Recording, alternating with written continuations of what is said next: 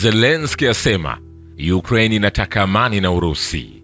Rais wa Ukraine anatazamiwa kuwa ziarani nchini Saudi Arabia, ambapo tayari amekwisha wasili kukutana na mwanamfalme Mohammed bin Salman. Amesema kabla ya mkutano huo kwamba nchi yake inataka amani, lakini Urusi ndio sababu ya kuendelea kwa vita.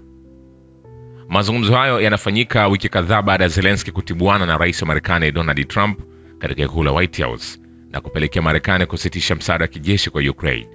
Hata hivyo, ikulu ya Kremlin ya Urusi, ambayo imesifu msimamo wa Washington kuhusu mzozo huo tangu Trump aingie madarakani, imesema kwamba Urusi haitegemei matokeo maalum au madhubuti kutoka kwenye mazungumzo hayo yanayotarajiwa kufanyika huko Saudi Arabia. Na Zelensky tayari alikwisha wasili huko Saudi Arabia siku ya Jumatatu katika mji wa pwani wa Jeddah, ambapo pia anatarajiwa kukutana na mtawala wa Saudi Arabia Mohammed bin Salman.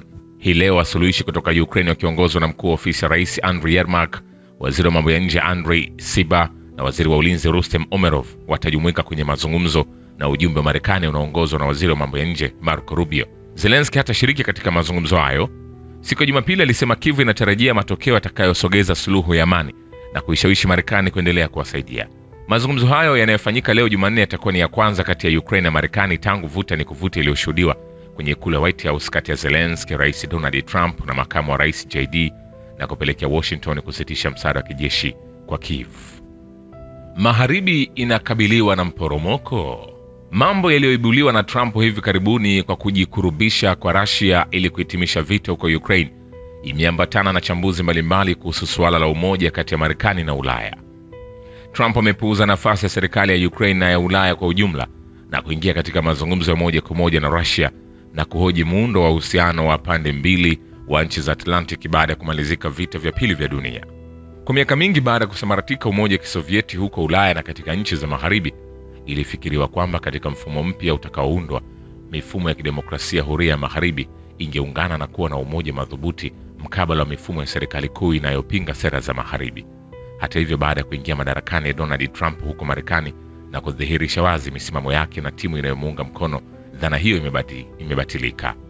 Gazeti la New York Times limeandika katika ripoti yake ya hivi karibuni kuhusu swala hili kwamba bado haijafahamika kuhusu hatua ya rais Donald Trump wa Marekani ya kujikurubisha kwa Russia na kuwatelekeza waitifaki wao wa muda mrefu itaendelea hadi lini, lakini yomkini Magharibi imesambaratika.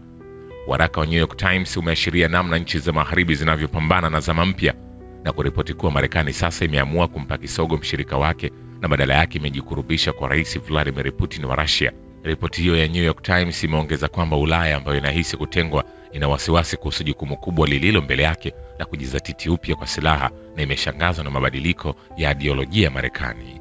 Valer Haya, mkuu wa kundi la The European Renewal Group katika bunge la Ulaya, amesema Marekani ilikuwa nguzo mpya ambayo amani ilisimamiwa, lakini imebadilisha muungano uliokuwepo. Trump anakariri propaganda za Putin.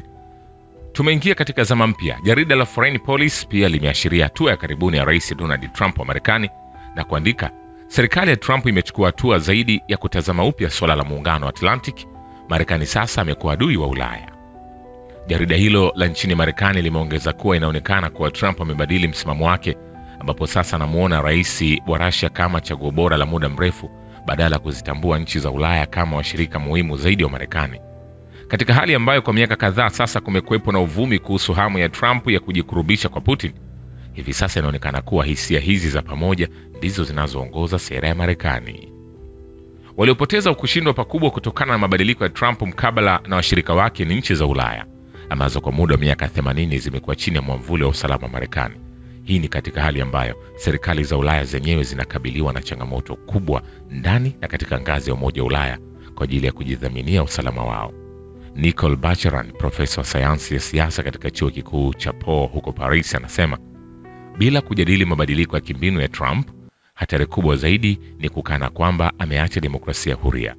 Trump anajua anakokwenda. Msimamo pekee wa kweli kwa Ulaya ni huu unaohoji, je, tuna nguvu gani ya kijeshi na tunawezaje kuunganisha na kuimarisha nguvu hii haraka iwezekanavyo? Hakuna nchi barani Ulaya ambayo imeyumbishwa na mabadiliko ya mtazamo wa Marekani kama Ujerumani. Jamhuri ya Ujerumani ya baada ya vita iliundwa kwa kiasi kikubwa kwa msaada wa Marekani. Ujerumani ni mwenyeji wa wanajeshi 35 wa Marekani na makumi ya silaha za nyuklia. Haya yanajiri huku kukiwa na uvumi kwamba Marekani inapanga kuwaondoa wanajeshi wake huko Ujerumani na kuhamishia Hungaria. Matukio haya yote yanaashiria mabadiliko makubwa ya kimkakati. Nikwambie hivi, hatujamaliza. Vile Urusi inashinda katika operesheni maalum ya kijeshi na inashikilia wimbi la mafanikio kamili kwenye uwanja wa vita. Ukraine haina nafasi. Mbunge wa bunge la Ulaya kutoka Slovakia Lubos Bla anasema, ninaona nini kwenye uwanja wa vita? Ninaona kuwa Urusi inashinda. Ni wimbi la ushindi kamili. Ukraine haina nafasi. Ukraine haina wafanyakazi na bila sisi hawana nafasi ya kutetea maeneo. Bla alielezea matumaini yake kuwa marais wa Urusi na Marekani Vladimir Putin na Donald Trump wataweza kutatua mzozo wa Ukraine kwa sasa. Trump anajaribu kutimiza ahadi zake, aliongeza. Wakati huo alibainisha kuwa anaamini kuwa rais wa Ufaransa Emmanuel Macron anajiwazia kuwa Napoleon Bonaparte na anaongoza ulimwengu kwenye vita kuu. Vile ni dhahiri kwa utawala wa Marekani kwamba itakuwa vigumu sana kwa Ukraine kurejea katika mipaka yote ya 2014. Waziri wa mambo ya nje wa Marekani Marco Rubio anawaambia waandishi wa habari wakati wa ziara yake nchini Saudi Arabia. Nadhani pande zote mbili zinahitaji kuelewa kuwa hakuna suluhisho la kijeshi kwa hali hii. New York Times ilimnukuu Rubio akisema, kwa hakika itakuwa vigumu sana kwa Ukraine katika muda wowote unaofaa kuwalazimisha Warusi kurudi mahali walipokuwa mwaka 2014. Mazungumzo kati ya Marekani na Ukraine nchini Saudi Arabia yanafanyika hii leo Jumanne. Upande wa Marekani utawakilishwa na waziri wa mambo ya nje wa Marekani Marco Rubio, mshauri wa usalama wa taifa Mike Waltz na mjumbe maalum wa Mashariki ya Kati Steven Witkoff. Ujumbe wa Ukraine utaongozwa na mkuu wa wafanyakazi wa Zelensky Andriy Yermak, waziri wa mambo ya nje Andriy Sybiga na waziri wa ulinzi Rustem Umerov. Vile raia 3 wamefariki dunia na wengine 9 kujeruhiwa, ikiwa ni pamoja na vijana 4 baada ya shambulio la Ukraine kwenye kituo cha ununuzi katika kijiji cha Belaya katika mpaka wa Kursk, mkoa wa Urusi. Kaimu gavana eneo hilo Alexandra Hinchstein anasema London inatumai kuwa ushirikiano wa kijasusi na Ukraine utaanza tena kufuatia mkutano kati ya wajumbe wa Marekani na Ukraine. Waziri Mkuu wa Uingereza Keir Starmer anasema wakati wa mazungumzo yake ya simu na rais wa Marekani Donald Trump.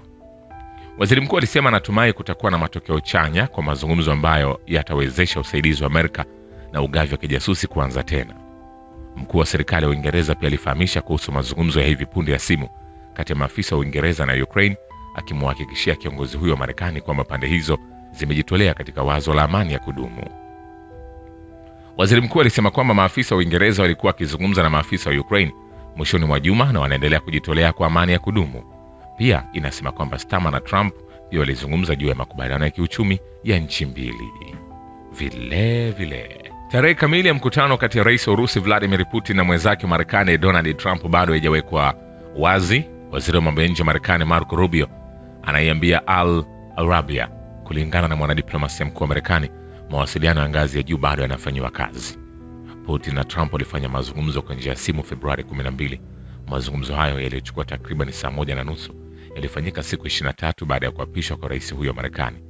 Viongozi hao wawili walijadili kusitishwa kwa uhasama nchini Ukraine, mahusiano baina ya nchi hizo mbili na masuala mengine kadhaa, na kukubaliana kuendelea na mawasiliano na kuandaa mkutano wa ana kwa ana. Hayo yakishika kasi, Russia imeeleza nia ya kushirikiana na Marekani katika kushughulikia masuala ya Asia Magharibi, ikiwa ni pamoja na mradi wa nyuklia wa Iran, ikizingatiwa kuwa uhusiano wa Moscow na Washington unazidi kuimarika. Gazeti la Haaretz siku ya Jumapili liliweza kumnukuu msemaji wa wizara ya mambo ya nje ya Russia Maria Zakharova akisema kuwa mtazamo wa pamoja kwa makubaliano ya nyuklia ya Iran ya mwaka 2015 unaoitwa rasmi mpango kamili wa utekelezaji wa pamoja unaweza kuwa na manufaa kwa ajili ya kuleta utulivu kuhusiana na Iran. Pia amesema kuwa Russia haifuti uwezekano kwamba Iran itakubali kwa mara nyingine kupunguza shughuli zake za nyuklia mkabala wa kuondolewa vikwazo vinavyoongozwa na Marekani. Alipoulizwa iwapo Russia itatumia ushawishi wake kupunguza au kusimamisha mpango wa nyuklia wa Iran, Zakharova alilikumbusha gazeti hilo la Israeli kwamba Iran haina nia kutengeneza silaha za nyuklia na kwamba mradi wake huo ni wa nishati ya nyuklia kwa madhumuni ya kiraia tu. Huko nyuma mwaka 2018, wakati huo Donald Trump akihudumu muhula wa kwanza wa urais kwa upande mmoja, aliondoa Washington katika mapatano ya JCPOA na kuanzisha sera ya mashinikizo ya juu zaidi dhidi ya Jamhuri ya Kiislamu. Shukrani kwa baba ukivita na historia ya dunia. Mimi ni Richard Shaw, The Rich Voice. Ni follow Instagram na TikTok kama Rich Voice Official. Asante.